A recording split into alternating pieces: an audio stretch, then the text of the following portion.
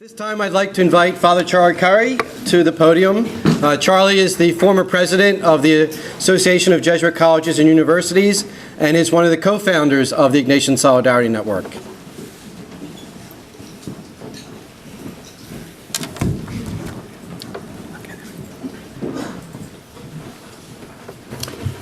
Good afternoon. That's a tough act to follow. Dennis Lucy told me that what I was going to have to do was to defend Jim from all the charges that Nita was going to levy against him, but that was such a beautiful tribute, I would just say amen to that. What I'd like to do, very briefly, is to make you aware of who Bob Holstein was and compare Jim and Bob Holstein. I think there's a beautiful relationship there. I first met Bob Holstein when he called me when I was president of the AJCU, and he said, do you think we could get all 28 Jesuit colleges and universities down to Fort Benning for the protest against the School of the Americas? And I said, well, we can try. Let's give it a try. And with his help, we did get all 28, and we got all 28 every year we were down in Fort Benning. And I have had the privilege of being a close friend of both Bob Holstein and Jim Connor. Jim Connor and I have been going to the Jersey Shore for the last 40 years for a week or two. And Bob Holstein, I got to know through the teaching, and he was an extraordinary guy. I remember his obituary when he died all too young.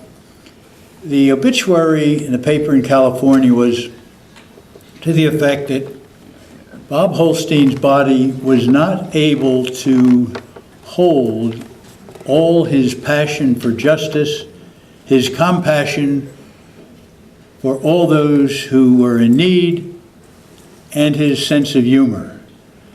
And I got to know all those aspects of Bob Holstein, extraordinary guy. You know, the great work that Chris Currie and his predecessors have done in running the Teach-In and the Ignatian Solidarity Network, they were always talking about, well, we only have 6 months to go before the Teach-In.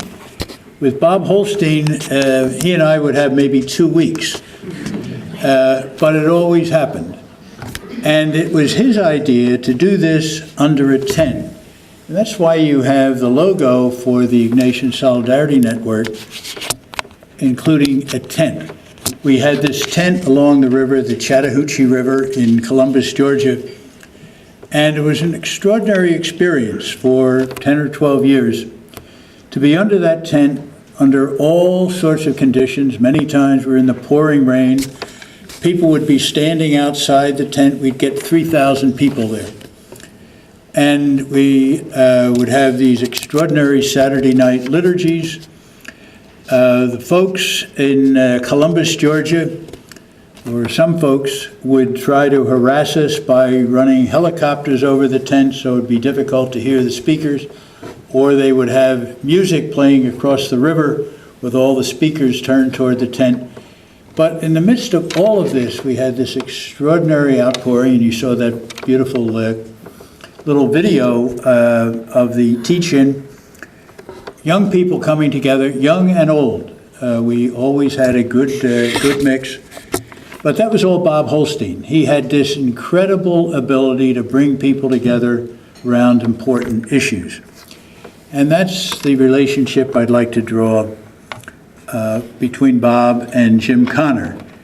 Jim, over the years and all the different roles he's had, has had an extraordinary ability to bring people together around important causes, whether it was as provincial. You know, Pope Francis says, they made me provincial at 36.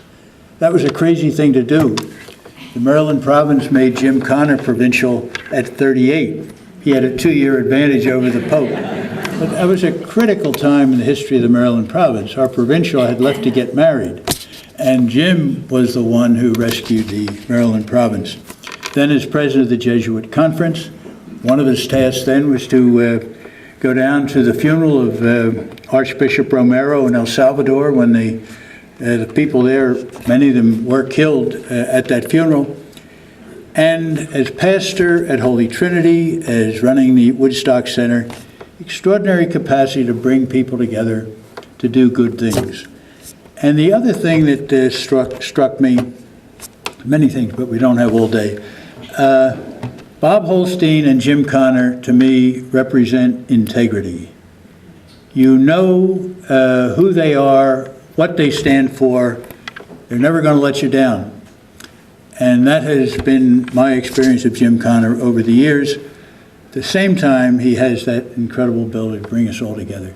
So I could go on, but I think that's enough. But it is a real privilege to be able to pay tribute to Jim and to remind you of the extraordinary person that Bob Holstein was. One final thing. His wife, Loretta, would be here today. The one thing I learned early on with Bob, it was a team, Bob and Loretta. An extraordinary woman. She would be here with us today, except she's undergoing chemotherapy, so keep her in your prayers. But I did talk to her just last Thursday, and she sends her best, and she looks forward to being at next year's event. God bless you.